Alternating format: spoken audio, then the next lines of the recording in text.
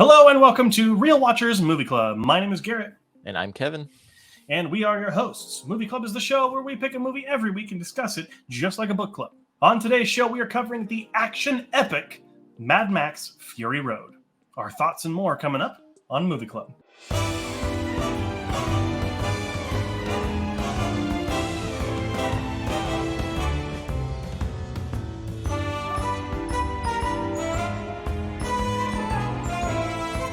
Released in 2015, Mad Max Fury Road was directed by George Miller and stars Tom Hardy, Charlize Theron, and Nicholas Hoult. In a post-apocalyptic wasteland, a woman rebels against a tyrannical ruler in search for her homeland with the aid of a group of female prisoners, a psychotic worshiper, and a drifter named Max. It is currently ranked 200 on IMDb's Top 250 and currently has a 4.2 out of 5 on Letterboxd. It won 6 Oscars for film editing, costume design, makeup and hairstyling, sound mixing, sound editing, and production design. It was nominated for 4 more, including visual effects, cinematography, best director, and best picture. Before we dive into our thoughts, though, we do want to give a quick spoiler warning. We are going to be talking about everything in this film that could potentially spoil it, so make sure you go check out the movie for yourself and then come back here and watch the show. It's okay, you can pause this and come back. It's no big deal. But stay tuned to the end of the show if you want to figure out what movie is going to be coming out next week that we're going to be covering. And I'll just say it. We're really excited to watch this one. So make sure you stay to the end to know what we're covering. Alrighty, Kevin. So we're back to it being your pick for the movie this week. And give us a little bit of insight on why you picked Mad Max Fury Road. I've never seen it, but I've always heard good things about it. So I decided to pick it just to see how good this movie was. Yeah, and I'm glad you did, because I have been wanting to talk about this movie on a show or podcast or something for quite a while, and now we finally get to do it. I saw this movie when it came out in theaters and had to go see it again. Actually saw it twice in theaters, which is kind of nuts. And then I've been singing this movie's praises ever since it came out. So very excited to get to talk about it here on Movie Club. Alrighty, so Kevin, where do we want to begin with this movie? It was your first time seeing it. What stood out the most to you, and what do you want to talk about? What stood out to me the most was just the cinematography in this, which is just desert landscape, but they make it look so beautiful in every way, and they make everything look so drastically different that you can tell apart and tell the difference between what is going on in a scene. So that's what I really liked about this movie. You have the chrome cars, but you have the beige desert wasteland, but you also have the dirty people that are looking towards the green up on top of the islands. So it's very visually pleasing. Yeah, I mean, from the beginning to the end, this movie is a visual spectacle, and that is, like you said, it's down to its cinematography, which is great. There's also its production design.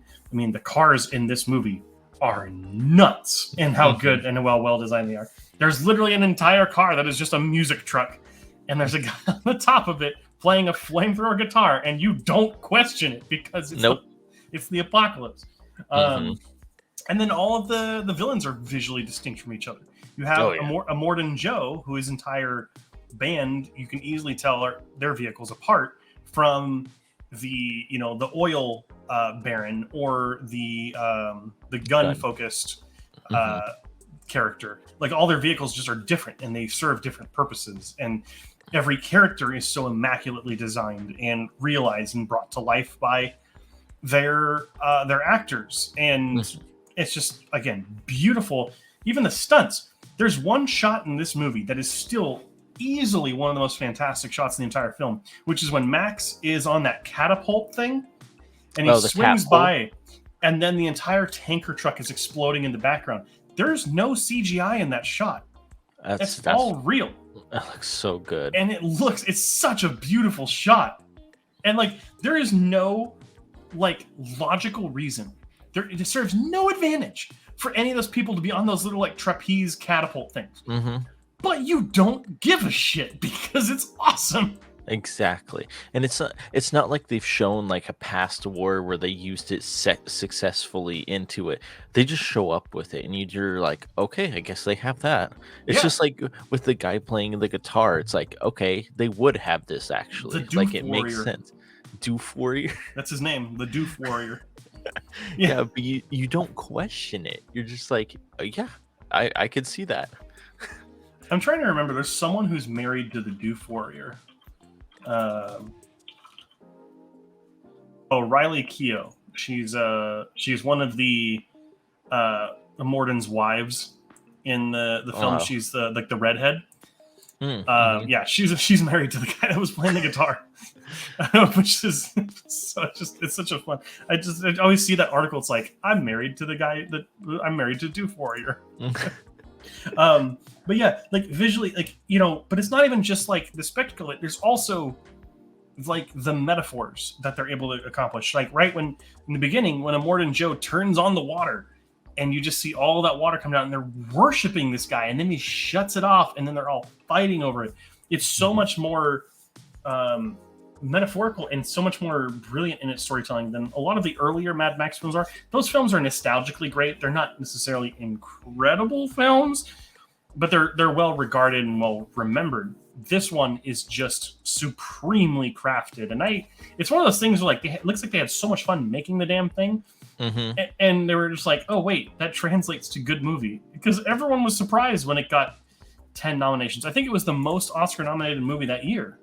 Yeah, well, then I love how it wasn't based off of the main character, Jeff Hardy's character, throughout the whole entire story at first.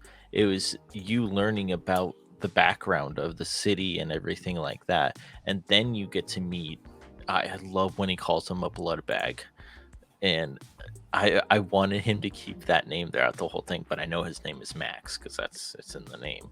But Bloodbag would be so cool to have a name like that in an apocalypse. Yeah, like it's just such an insult name, and he's literally just sitting on the front of this vehicle. It's like that entire chase, which is fantastic, and the entire sequence in the storm is still great. One of the only uses of CGI in the movie, except for the ending when the gateway is crashed into by everyone. Other than that, there is really no like CGI in this movie. And I liked how it was going from color to black and white sometimes because of the lightning and stuff like that hitting the ground, which was really cool. The use of color, I think, is what we're going for in this, because like, yeah, you got your regular orange and brown desert shots, but then the night sequence that's in blue, which was filmed during the day, but like is color coded so that it feels like night, but it's not the night we know because it's not the world we know. Yeah. And that whole sequence is, again, it's fantastic. The green of Immortan Joe's hangout, and then just the oranges and the reds. It's just so much fun. It's so brilliantly done. From like, and I cannot sing the praises of the production design team enough on this. They won the Oscar, as they rightly should have. Yeah. But like, every car is different. Every vehicle was made individually. And like, you can tell, and it's just when you put so much care and attention and love into something like this, you feel it. And that's what's so impressive about it. And that's when actors get on their A game, pretty much, is like when they're having a good time and they want to show up to a shoot and do their due diligence to this script and to this movie. And you can see it, even though Jeff Hardy doesn't have that much. Tom Hardy, sorry, not Jeff Hardy. Tom Hardy, he doesn't speak that much in this movie. He speaks very short sentences, but you feel the impact of his in the story. But you also feel every character could be a main character if they wanted it to be like a spin-off, pretty much, and I would understand it. It's funny because Mad Max Fury Road is really a Furiosa movie. It's not really a Mad Max movie. Mad Max is a side character in his own movie, which is a brilliant decision. But like what you're saying with the spin-off of any of these characters, we are getting a spin-off next year. It's called Furiosa, and it takes place, it's a prequel on how she got mixed up with Immortan Joe. Okay. And apparently we are getting another Mad Max movie after this. I believe it was called Mad Max Wasteland, but I want to double check that real quick. But yeah, just back to that night sequence too. How bright it was at night. It's like when you get we get super moons here, and you're like, oh my gosh, the moon's so bright. But it on when they played on the screen, it's like, oh, it's nighttime, but it's way too bright for it to be nighttime, and I love that aspect of it. It was like they always tone up the color, like when the bandits put on their chrome spray paint on their mouth and stuff. It really shines, which I liked about it. It's not doling their face up or anything like that. Yeah, which is one of those weird things you get from filming during the day and then color correcting it to be nighttime. Which it gives it an interesting visual look, but it also just makes it artistically stand out. And they could have just made it darker and made it like nighttime, but the choice to do blue it just stands out. It's one of those things, like there's a version of this movie that's in black and white. I think it's called Black and Chrome, or it's the Chrome edition or something like that. And I think, like, while it is cool to watch this movie in black and white, I think you do miss a little bit of that storytelling in the color, which comes through kind of brilliantly in this. And let's go ahead and I do want to talk about the action of this movie, because this is probably the best action movie of the 2010s. And I'm including the John Wick movies in there too. I think this is the best action movie of the 2010s. Would you call this a different action movie, though? What do you mean a different action movie? So, like John Wick's hand-to-hand action, this one is just total, complete chaos action. It's still an action movie. Like, there's still action going, whether it's cars or fist fighting. Okay. It's for me. There's no differentiation. This is how you do storytelling with action. Yeah. Everything is set up. You know where things are. George Miller makes it very apparent the things that you need to know, where they are, what's going on. I mean, you know that the gear shift, the femur or whatever it is, you know that's a knife. You know where guns are hidden for the most part. You know that, like, the little storytelling things are just everywhere. I mean, even when it's not action, right? When, Max keeps his blood tube and just has it on him and then ends up using it later. So, like, the way that this movie tells its story is just, like, through its visuals. Like, there is dialogue in this movie. There's a fair bit of it, but none of it's really Max. And Max does a lot of his, like, storytelling just through grunts and movement and stuff like that. Just brilliant. Again, I'm going to keep saying it, but it is just so good. It is. It's a great way to show and tell a story. It's like when I was watching this movie, if I watch this again, I can literally just have my earbuds on and know exactly what's happening. But that's what I like sometimes when directors make the movie plot so dumb that it's easy to follow, that you want to just watch the visuals instead of trying to listen to dialogue, or did I miss something when she said something. That's some movies I don't necessarily like a lot of dialogue in it, but this one has a like you said, a good amount of dialogue, but it shows it through its action, which I like as well. Yeah, and I gotta disagree. I don't think this movie's plot is necessarily dumb.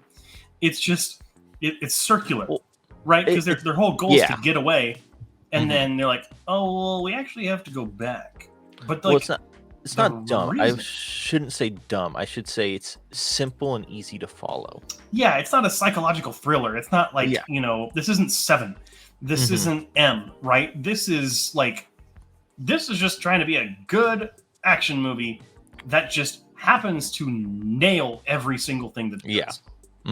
So, and let's also, like, kind of on a similar talk to this story, let's talk about the villain of this movie. Immortan Joe is not a good person. He is no, not at all. Also, his production design of his mask. so cool. So Or he costume design. just screams villain when he's putting on the plate, chest plate, and everything like that. And it's like all the little side villains too, just look like they're supposed to be there. All the side villains could be like major bosses in a video game. They're just visually and character wise, right? Like, I mean, there is a Mad Max game where that is kind of came out around the same time as this, which is actually pretty decent if you're looking for a game to play. But like this, just it feels like, I don't know, it feels like George Miller learned like what he wanted to show because of video games in some instance, because the action just feels very video gaming. I don't mean that as an insult. I mean it as a very good thing, actually. Like, it's not super realistic, even though you know it's all stunt and doing what they're doing. But it just feels otherworldly at some points, because like you're like, I don't know if that's possible. Like the crack shots of shooting the bikers as they're jumping over your truck.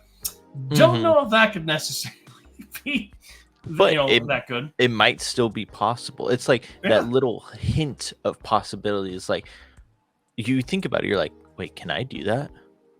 Maybe I can. And then that's what makes you think about the movie more as well. Yeah. And then our hero characters, right? Out after the villains. The heroes, there's little things that all of them do that endear you, right? Like Furiosa, we don't really know what to think about her until we kind of understand what she went through. And then you're easily able to identify with her. All the wives of Joe have their own little quirks and things that kind of make them feel more fleshed out than they probably would have been in any other movie. Nicholas Hoult as I forget the name of the character. Knox? Starts with an N. Yeah, Knox. I think Nux. Like he's given way more to do than any other movie would have done. And you like starting as like a quasi villain sidekick thing, and then turning into a good character who ultimately sacrifices himself for everyone else is fantastic. He's got the little boils with the faces drawn on him. A great character touch. His friends. Yeah, which is sad and also endearing at the same time. But then, like, obviously, we've talked about Max already. He's not really the main character in his own movie, but everyone was worried that Tom Hardy was going to mess him up. No one thought that Tom Hardy was going to measure up to Mel Gibson, the way that Mel Gibson played the character. I prefer Tom Hardy. I'll be honest. I think I would too, even though I haven't seen the other films or anything like that, I should say. But he fit the role very, very well in this. Yes, and for an actor that's routinely cast in things where he doesn't talk as much or his face is always covered, does a great job here and really proves that he's a great. This was one of the first films that showed that he was a great action lead. I mean, he was in Inception, which he was great in that movie too, and then he was in like Dark Knight Rises, where he played the villain. This was kind of like the first proper full action movie that he did, as far as I'm aware. I could be wrong on that, and I'm sure comments will let me know. But he proved that he's like a capable leading man for an action movie. Oh yeah, most definitely. And back to Nux. Nuck? Nux. N-U-X.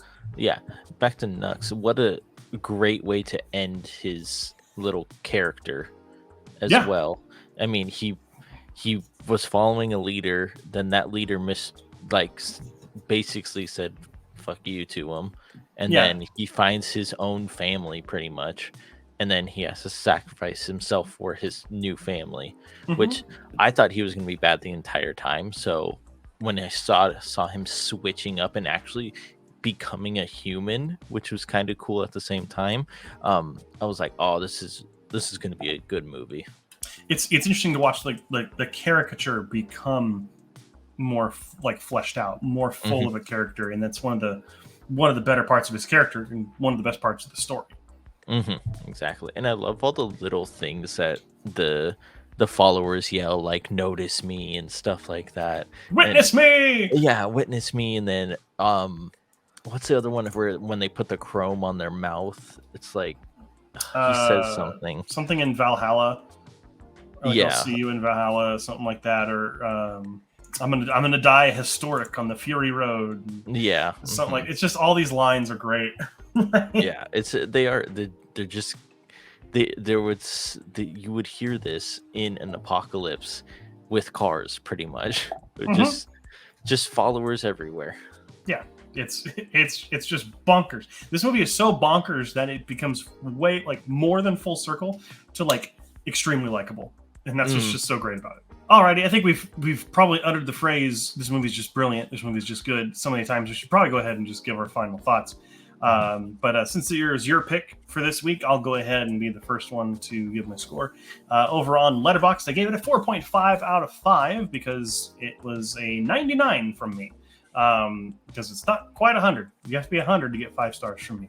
But this movie is fantastic. It is a masterpiece of action storytelling, of stunt work, of design, of costumes. This feels like a world come to life. And like the only way I've really felt like this since maybe Black Panther or Lord of the Rings, it's not just the story that brings you into this world. It's the way everything looks, the way everything feels, and it's brilliant at that. But it's also just far better a movie than anyone would give it credit for. And yeah, I love this movie. What about you? Yeah, mine's 5 stars out of 5 stars. I give it 100 out of 100. I can watch this all day. If you want just a batshit crazy post-apocalyptic action movie, this is your go-to. Oh yeah, and it never loses your attention either. Oh no, like even the most ADHD people out there will be extremely happy with this movie.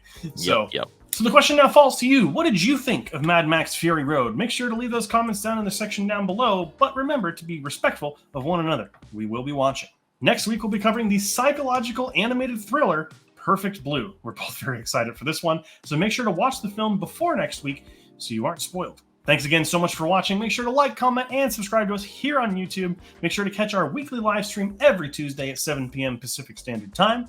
And we're also on social media everywhere at the username Real Watchers. But thank you again so much for watching. Make sure until next time to keep your eyes on the screen.